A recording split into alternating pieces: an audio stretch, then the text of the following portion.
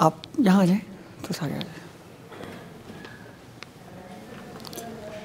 Parenting पर बात कर रहे थे फैसल, सर फैसल।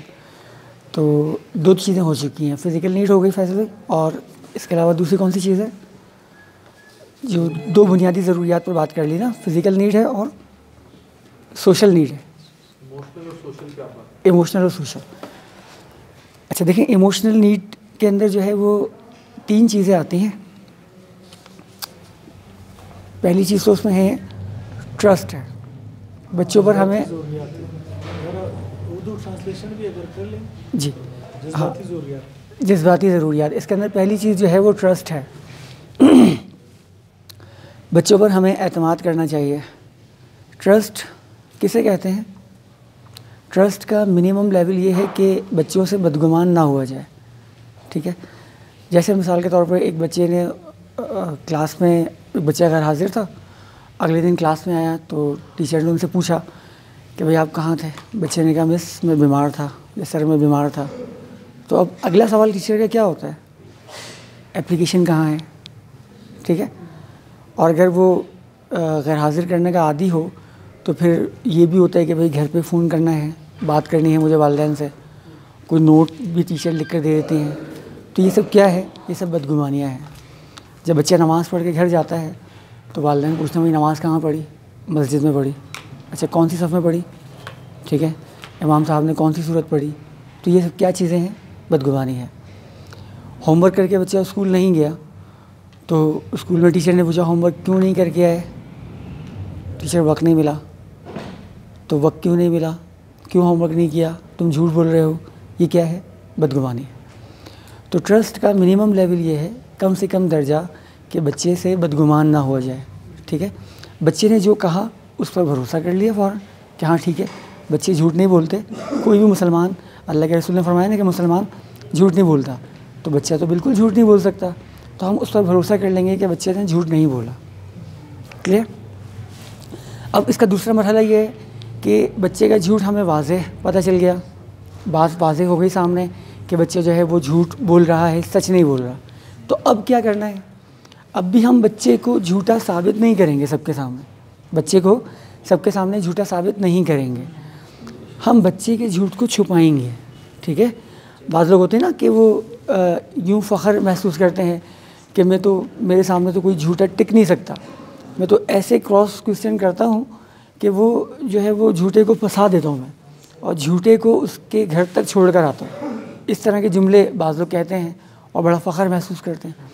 तो हम बच्चे के झूठ को लोगों के सामने पर्दा डालेंगे और छुपाएंगे। फिर इनफरादी तौर पर कभी ऐसा होगा कि हम किसी वक्त लेकर उस बच्चे को बैठें और फिर उस बच्चे को समझाएं कि बेटा ये जो चीज़ें हैं ये मुनासिब नहीं है, अल्लाह के रसूल ने मना फरमाया है झूठ बोलने से। तो आपने ऐसा नहीं किया होगा, हमें पता है, और इंशाल्लाह आइंदा भी आप ऐसा नहीं करेंगे, ठीक है। बच्चे को झूठा नहीं कहना। अगर बच्चे को झूठा बोल दिया, झूठा कह दिया, तो इसका मतलब ये कि अब बच्चा वो झूठ बोलना ही शुरू हो जाएगा मुस्तक़िल। समझ में आ गई बात? अच्छा, इसमें एक मरहला होता है शक करना, ट्रस्ट के ज़ेल में आता है कि बच्चे पर शक ना किया जाए, ठीक है। अब शक बाज़ औक़ात जो है वो जो है नीयत पर शक होता है।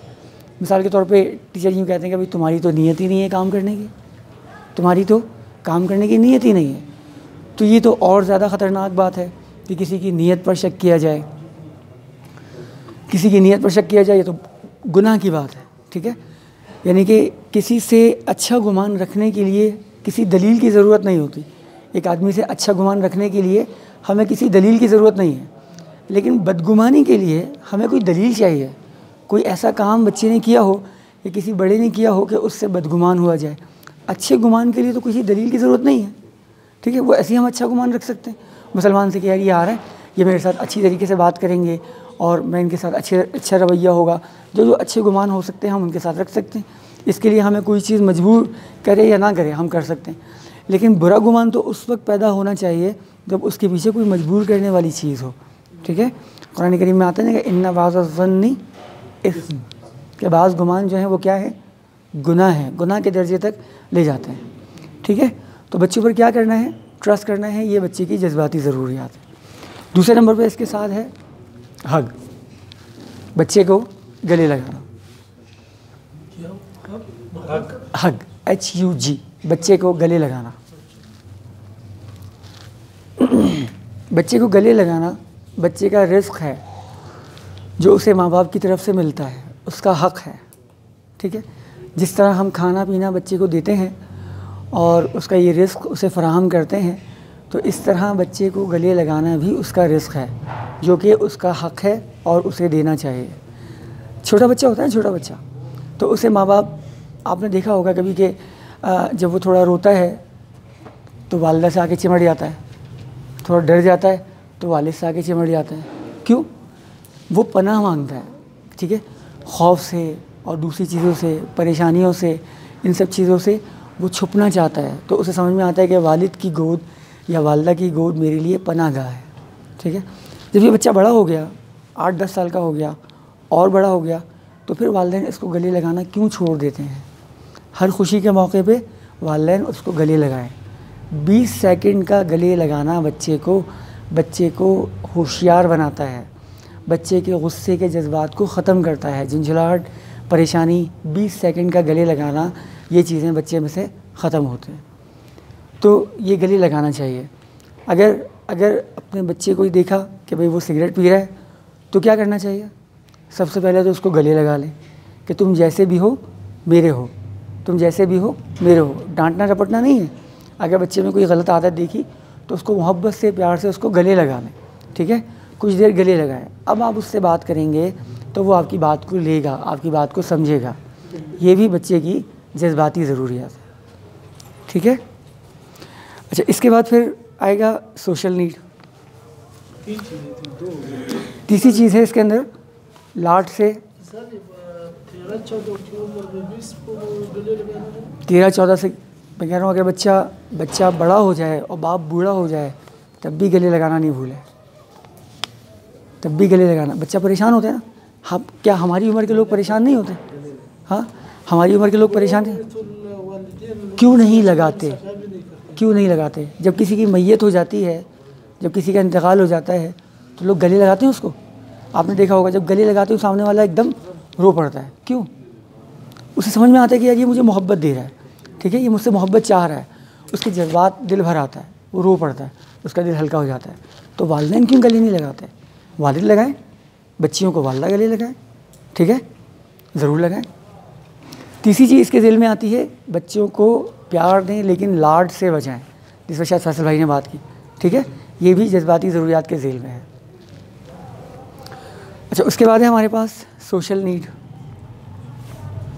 माशरती ज़रूरत। एक ज़माना था कि माँ बाप जो है बच्चों को लेकर जाया करते थे नानी के घर, दादी के घर, चचा के घर, ताया के घर, फुप्पो के घर, खाला के घर लेकर जाया करते थे। अब वो दूर हो गए। एक चीज़ रिलेशनशिप हमारे अंदर थी, ताल्लुकात बनाना, वो ख़त्म हो गई। इसकी जगह नेटवर्किंग ने ले ली, ठीक है। अब फ़ोन पर बात कर लेते हैं, वीडियो कॉल कर लेते हैं, तो हम ये समझते हैं कि वो चीज़ें ख़त्म हो गई। एक बड़ा नुकसान उसका ये हुआ रिलेशन ख़त्म होने का, नेटवर्किंग का, कि हमें ये तो पता है कि हमारा एक दोस्त जो अमेरिका में रहता है उसने रात को क्या खाया था, कौन से होटल में उसने खाना खाया, लेकिन हमें ये नहीं पता कि हमारे पड़ोस में रहने वाला भूखा है या पेट भर के खाया, ठीक है। नेटवर्किंग फैलने और रिलेशंस कम हो गए। एक बड़ा नुकसान ये हुआ। लोगों से कैसे मिलना है, लोगों से कैसे बात करनी है, बड़ों से कैसे मिलना है, अपने दोस्तों से कैसे मिलना है, किसकी कौन सी खूबी लेनी है, किसको कौन सी खूबी देनी है, ये वो तालीम है जो लोग बच्चे अपने घरों में सीखते थे, ठीक है। लेकर जाया करते थे माँ बाप दादा दादी के घर, वहाँ चचा के बेटों से मुलाकात हो गई, बच्चों ने अपने हम उम्र दोस्त ढूंढ लिए, उनके साथ खेल कूद में लग गए। बच्चे जब बड़ों की महफिल में बैठे तो बड़ों ने उनको समझाया भाई इस तरीके से बैठे हैं, जब चचा वगैरह सब साथ बैठे, ठीक है। ख़वातीन को उनके अपने जो है मिलने वाले दोस्त अहबाब मिल गए और उन्होंने किस तरह बैठना है, किस तरह बातचीत करनी है, उन्होंने अपनी निशस्त अलग बना ली। ये सारी चीज़ें ख़त्म हो गई। नतीजा दिन क्या है कि बच्चे हमारे बड़े हैं लेकिन उनको मिलना नहीं आता, उनको वो सोशल जो माशरती ज़रूरत है एक बच्चे की, इंसान तो सोशल एनिमल है ना, एक माशरती जानवर है। किसी इंसान को बंद कर दिया जाए किसी जगह तन्हाई में, वो नहीं रह सकता, वो चाहता है मिलना जुलना। ये मिलने जुलने का खेल अब मोबाइल फ़ोन पर चला गया, मोबाइल फ़ोन पर चला गया। तो वो सब मसनूईपन आ गया, वो जज्बात इंसान के, वो चीज़ें, माशरती चीज़ें सब ख़त्म होती चली गई। तो हमें बच्चों को गैदरिंग, मिलना जुलना, लेकर जाना, ये सारी तालीम हमें बच्चों को देनी है अपनी औलाद को, ठीक है। चलो भाई, इस हफ्ते हम जाएंगे दादी के घर। अब दादी के घर जाके हमें क्या करना है, ये काम करने, ये काम नहीं करने, किस तरीके से बात करनी है, इस तरीके से सब बैठेंगे खाने के। एक तरीका वो आप घर में जिस तरह खाना खाते हैं, एक तरीका वो जब सब मेहमान बैठे हों कैसे खाना खाएंगे, ठीक है। दस्तरखान खुद लगाएंगे, कैसे उठाएंगे, उनकी मदद करेंगे खाना खाने के बाद, ठीक है। ये सारी चीज़ें बच्चों को सिखाने की है बचपन से, और ये उस वक्त सिखाएंगे जब सोशल नीड हमारी साथ चलती रहेगी।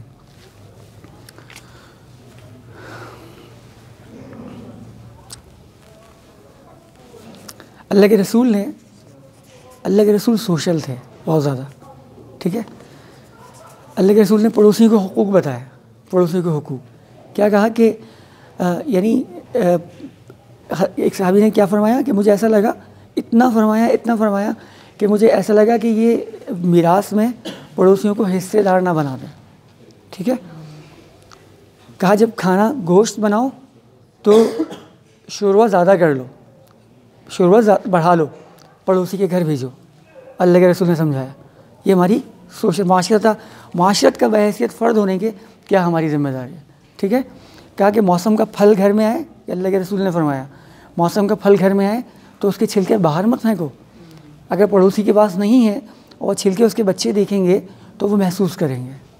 अल्लाह के रसूल ने सिखाया। एक बकरी की सिरी एक सहाबी के घर भेजी, वहाँ से दूसरे के घर, तीसरे के घर, चौथे के घर, फिरते फिराते वो साथ में वापस उन्हीं के घर में आ गए। अल्लाह के रसूल ने सिखाया, सही है, कि माशरत हमारी क्या है लोगों से। एक बुज़ुर्ग जो है वो कि मिलना जुलना हमारा और माशरत के हमारी क्या फ़राइज़ हैं, बहैसियत माशरे के एक फ़र्द हमारी क्या ज़िम्मेदारियाँ हैं, ये हमें बच्चों को सिखाना पड़ेगा। फिर इसके साथ है सोशल नीड के अंदर स्माइल, हंसना। आपको पता है हंसना बाकायदा इसकी तालीम दी जाती है कि मुस्कुराना कैसे है अब, ठीक है, बाकायदा सिखाया जाता है। जो रिसेप्शनिस्ट है, इस्तकबालिया वाले, रिलेशंस, सिफारती उमूर के काम करने वाले, इनको बाकायदा सिखाया जाता है कि आप जब मिलें तो आप कैसे मुस्कुराएंगे, ठीक है। मुस्कुराने की बाकायदा तालीम दी जाती है। अल्लाह के रसूल ने हमें मुस्कुराने की तालीम दी। कहाँ से शुरू हुई? अल्लाह के रसूल ने फरमाया कि घर में दाखिल हो तो सुन्नत है कि मुस्कुराते हुए दाखिल, ठीक है। कभी आपने देखा कि हम जब अपनी तस्वीर खिंचवाने जाते हैं पासपोर्ट की तो कैसे खिंचवाते हैं? थोड़ा सा सही कर लिया बास्केट, थोड़ा सा मुस्कुरा लिए, ठीक है। कभी ऐसा हुआ कि किसी ने गुस्से वाली तस्वीर बनवाई हो कि मैं ये चाहता हूँ कि मेरी गुस्से वाली तस्वीर जो है पासपोर्ट पर लगे, सबको पता चले कि मैं गुस्से में कैसा लगता हूँ, है ना? ऐसा तो नहीं होता। सब थोड़ा सा मुस्कुराते हैं, थोड़ा ज़्यादा, कहते हैं थोड़ा ज़्यादा मैं मुस्कुराऊँगा तो अच्छा लगता हूँ ज़्यादा, मैं थोड़ा कम मुस्कुराऊँगा धीमा सा तो और ज़्यादा अच्छा लगता हूँ, सही है। तो वो जब मुस्कुराने से हमारी एक तस्वीर अच्छी हो सकती है, मुस्कुराने से हमारी तस्वीर अच्छी हो सकती है, तो ज़िंदगी में मुस्कुराने से क्या हमारी ज़िंदगी अच्छी नहीं हो सकती? ज़िंदगी में मुस्कुराने से, अपने दोस्त से मुस्कुरा के मिलना, अपने ख़ानदान में, अपने घर में मुस्कुराते हुए दाखिल होना। कोई गमज़दा परेशान हो, आप उसके साथ मुस्कुरा के मिलिए, आप उसको तसल्ली दें मुस्कुरा के। आप देखें वो आपका गर्विदा हो जाएगा, आपका दीवाना हो जाएगा, आपसे मोहब्बत करने लगेगा सिर्फ आपकी मुस्कुराहट से, ठीक है। मुस्कुराना कैसे है?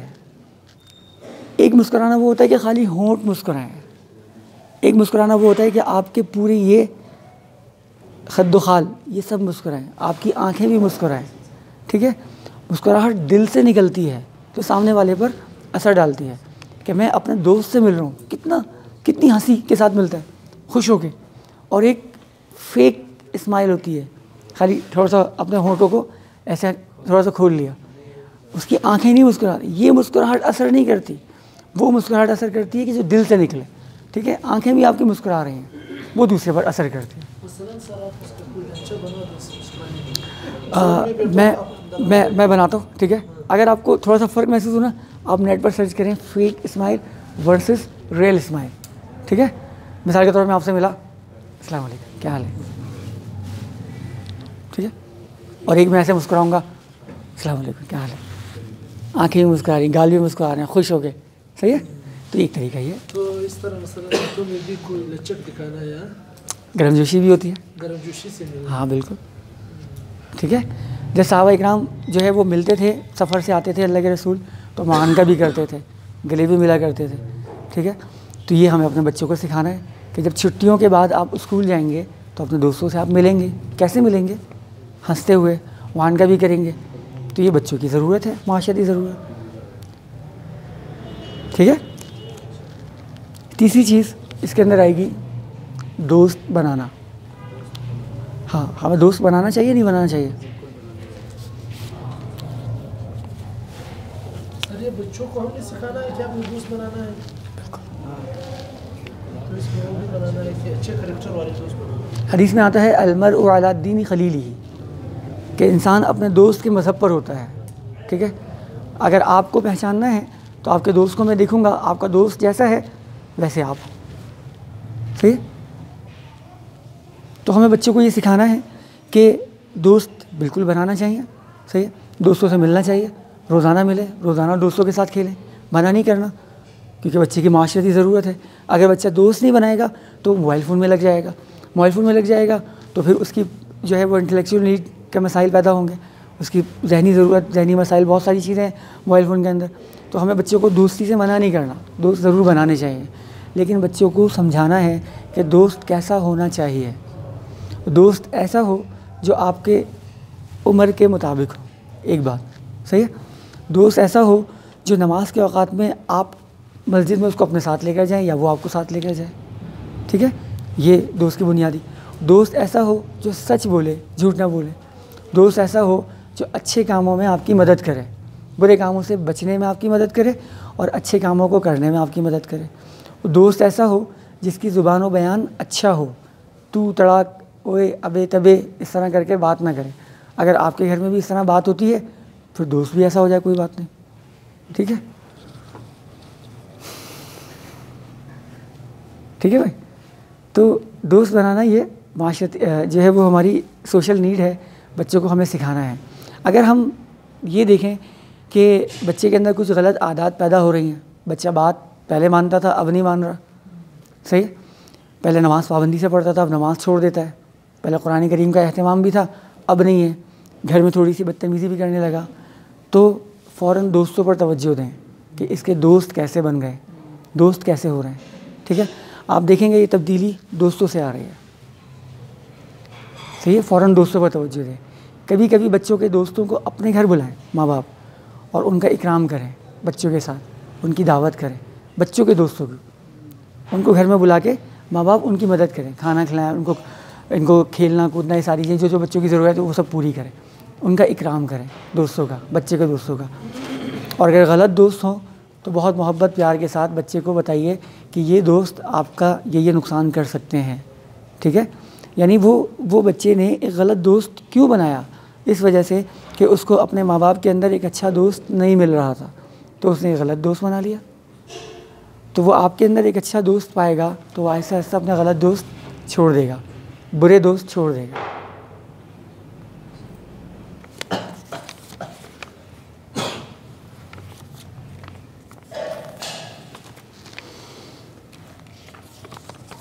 मार्कर चाहिए होगा मुझे।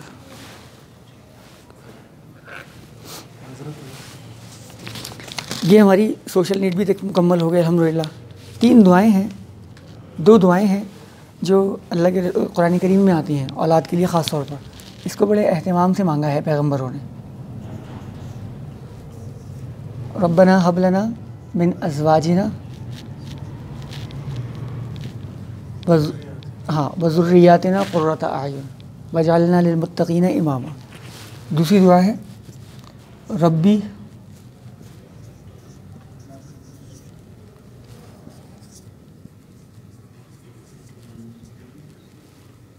पहली दुआ तो मुकम्मल नहीं हुई सर से बताइए ना, आयत पूरी बता दें। अच्छा आयत कुरान में बस ये कुरान करीम में देख लेगा, ठीक है। दूसरी दुआ है रब्बी औज़िअनी अन अश्कुरा निअमतकल्लती अनअमत अलैया व अला वालिदैया व अन अअमला सालिहन तर्ज़ाहु व अस्लिह ली फ़ी ज़ुर्रियती इन्नका अंत मिनस सालिहीन, ठीक है। अपनी औलाद के लिए इन 2 दुआओं का अहतमाम हदीस मुबारक में आया है कि भाई ज़रूर किया करें, सही है। आखिरी चीज़ सबसे ज़्यादा अहम है गुनाहों से बचना, ये वालिदैन के लिए है, ठीक है। वालिदैन अगर गुनाहों से बचेंगे तो औलाद भी गुनाहों से बचेगी। अगर वालिदैन घर के अंदर गुनाह करेंगे तो औलाद भी घर में गुनाह करेगी। वालिदैन घर के बाहर गुनाह करेंगे, औलाद भी घर के बाहर गुनाह करेगी। घर के अंदर अगर ऐसे आलात हों जो गुनाह की तरफ ले जाने वाले हों तो, और वालिदैन ये समझें कि भाई मेरे बच्चे जो है वो फरिश्ते बन जाएं, गुनाह छोड़ दें, ऐसा मुमकिन नहीं है, ठीक है। इन ऐसे आलात को घर से हटाना पड़ेगा, ऐसी चीज़ों से वालिदैन को परहेज़ करना पड़ेगा। अगर से छुप कर ही क्यों ना हो, औलाद से छुप कर ही क्यों ना हो, फिर भी इनका असर पड़ता है। मिसाल के तौर पर वालिदैन जो है वो गाना सुनने के आदी हैं और उनको पता है वालिदैन को भाई ये नुकसान है इसका, तो औलाद से छुप कर सुनते हैं तो भी इसका असर औलाद पर पड़ता है, ठीक है। हमें छोड़ना पड़ेगा। अगर वालिदैन नमाज़ छोड़ने के आदी हैं तो आप यकीन रखें कि औलाद कभी भी, यानी नामुमकिन है, बहुत मुश्किल है ये टास्क कि बच्चे नमाज के आदी बन जाएं। और अगर वालिदैन नमाज़ पढ़ने के आदी हैं तो बच्चे उससे ज़्यादा एहतमाम करने के आदी हों, ठीक है। किसी सूरत वालिदैन की नमाज़ का ज़ना हो। जब वालिदैन देखेंगे ना, मिसाल के तौर पे असर की नमाज़ के बाद निकले, कहाँ जाना है भाई, खाला के घर जाना है, और रास्ते में मगरिब का वक्त हो गया, उमूमन ऐसा हो जाता है, कभी वक्त बहुत थोड़ा होता है। अब वो जो बच्चे साथ हैं ना, वो वालिद का अमल देख रहे हैं। वालिद का अमल ये है कि वालिद ने रास्ते में गाड़ी रोकी और मस्जिद में जाके नमाज़ पढ़ी, वो बच्चा कभी नमाज़ नहीं छोड़ेगा, कभी नमाज़ नहीं छोड़ेगा। बच्चियों ने वालिदा का अमल देखा कि जैसे ही वहाँ पहुँची, सबसे पहले जो है वो मिलने जुलने के बाद सबसे पहले मुसल्ला संभाला और अपनी नमाज़ पढ़ी, वो बच्ची कभी नमाज़ नहीं छोड़ेगी, ठीक है। तो गुनाहों से ख़ुद भी बचना है तो आपकी औलाद को ख़ुद ब खुद ये तरगीब मिलेगी कि गुनाहों से बचना चाहिए, ठीक है। और दूसरी बात फिर इसमें अल्लाह की मदद भी शामिल होगी, अल्लाह ताला की मदद। जो आदमी गुनाहों से बचता है, अल्लाह ताला उसकी नस्लों में दीन को पैदा करता है, उसकी नस्लों में दीन को पैदा करता है। तो हम जहाँ भी ये सारी बातें करें उनके अंदर ये ज़रूर बात करें कि भाई गुनाहों से बचना हमें ज़रूरी है, हमें भी और ऐसे घर को भी, घर के अंदर भी। यानी कुरान करीम में आता है कि घर के उनके बारे में, आयशा रज़ी अल्लाह के बारे में, कि वो जो है उन्होंने फरमाया हज़रत ज़ैनब की साहिबा के बारे में कि वो मशवरा करने, उन्होंने कहा कि वो मशवरा करने अपनी मस्जिद में तशरीफ़ ले गए। तो अपनी मस्जिद से मुराद क्या थी कि ये हमारा घर है ना, तो घर के अंदर कोई एक जगह हो जिसे हम कहें मस्जिदुल बैत, उसका नाम क्या है? हाँ, मस्जिदुल बैत इसका नाम रखें हम। अब सारी ख़वातीन घर की अव्वल वक्त में नमाज़ पढ़ना ख़वातीन का अफजल है, ठीक है। अब घर के अंदर मिसाल के 10 ख़वातीन हैं, वालदा है, अहलिया है, बहन है, फ़लाँ फ़लाँ फ़लाँ, अव्वल वक्त में सब यहाँ जमा हो जाएं, सब यहाँ अपनी नमाज़ पढ़ें, ठीक है। ये मस्जिदुल बैत है। बच्चों को भी पता हो कि भाई ये जगह मस्जिद की है, इस जगह पे नहीं खेल सकते। कोई छोटा सा कोई पार्टीशन लगा दें, छोटा सा कोई चादर बिछा दें साफ़ सुथरी, थोड़ी सी जगह, 2 आदमी की नमाज़ पढ़ने की जगह। अब पता हो कि भाई कुरान करीम पढ़ना है तो वहाँ जाके पढ़ना है, जैसे हम मस्जिद में आके पढ़ते हैं इस तरह घरों में औरतों के लिए। ये आप ऐसा ज़बरदस्त मैसेज दे रहे हैं अपने बच्चों को कि ये कभी नहीं भूलेंगे नमाज़ पढ़ना, कुरान करीम पढ़ना, और बड़े होंगे तो ये आगे भी इस बात को चलाएँगे, ठीक है। ये मस्जिदुल बैत का एहतमाम करें घर के अंदर।